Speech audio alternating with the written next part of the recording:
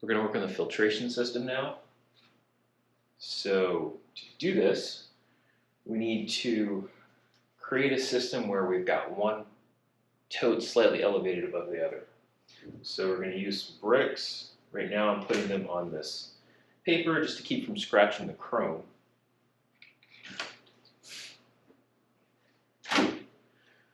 And then our totes.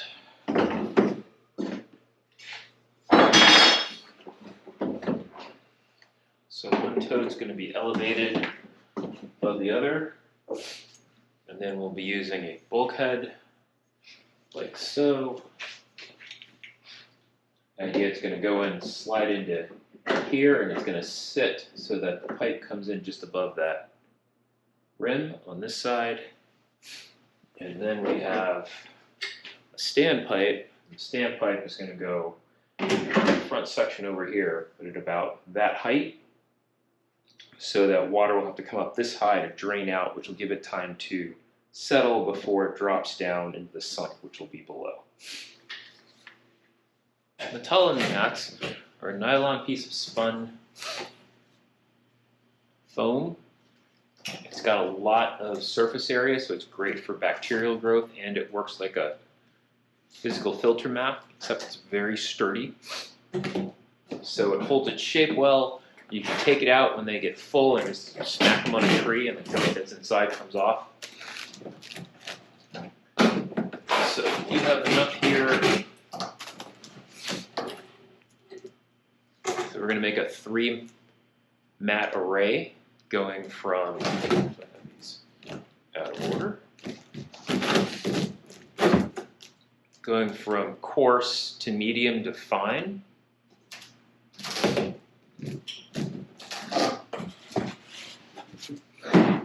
Those are going to sit right in this thing.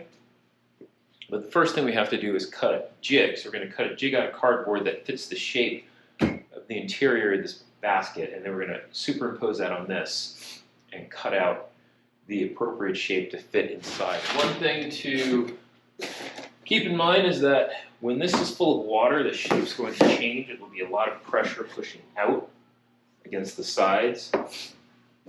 So what we actually need to do first is stick something in here to mimic that water and press the sides and the bottom out, at least the sides. And then get a piece of cardboard and put that in here, kind of squish it in place, trace it, and then cut it to make our template. Just to give you a view of what the first stage filtration looks like. So we have our Matala mats that are fit in there, and then our corrugated white plastic poster board that's in front. So the idea is when the solids run into this, they're going to settle out this front section, and you'll even get in there with a net, scoop them out. The liquids will go around and through these Matala mats and end up back here relatively clean, and then that'll flow out into the next stage filtration.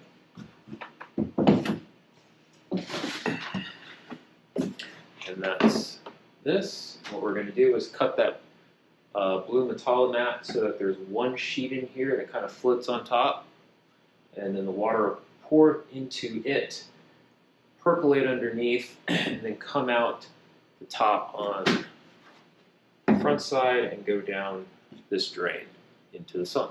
Up here, and then the blue Matala mat inside, so water will come in the back, and then have to percolate up through the mat to get to the drain here. Hydroton comes in 30 liters, as well as this large 50-liter bag. The 30-liter bag's much more contained and easy to deal with, and that's as much as you're going to need. You can order those online. A lot of times, though, the actual grow shops only have the larger size.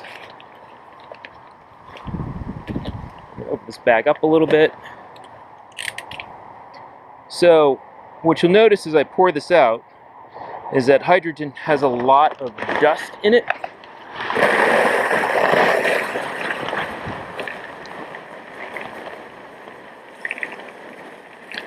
And that's what we want to get off. That dust is going to irritate the gills of your fish.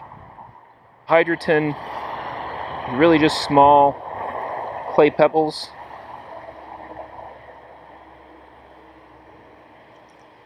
Lots of surface area to hold bacteria, which makes it a great biomedia.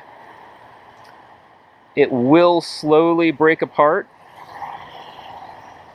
There's a more expensive option that doesn't do that, that's made out of plastic.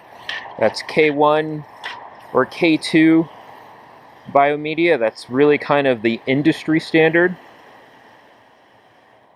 It's great stuff. It's also expensive, considerably more expensive than this.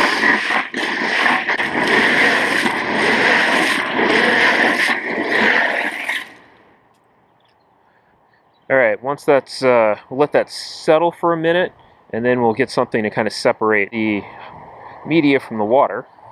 I'm going to scoop the hydrogen out of there, pour it through this mesh, and then pick up this mesh and dump it into that bucket as I go.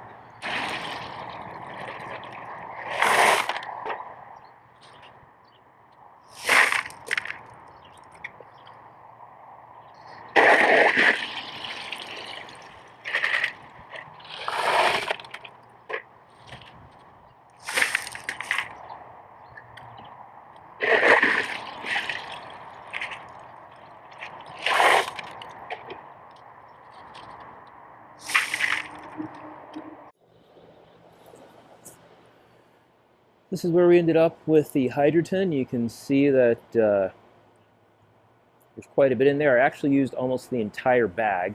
This is what's left besides what got spilled on the ground. So these are the pieces I decided were too small to use. You can use these in the bottom of, or I don't know, in pots or something, or get rid of it. Basically just small little pebbles. These are the larger chunks. It's not quite covering up my filter, although if I pull that out of there, I'll have a hard time getting it back in. But right now I'm just going to slide it back in and start working on the next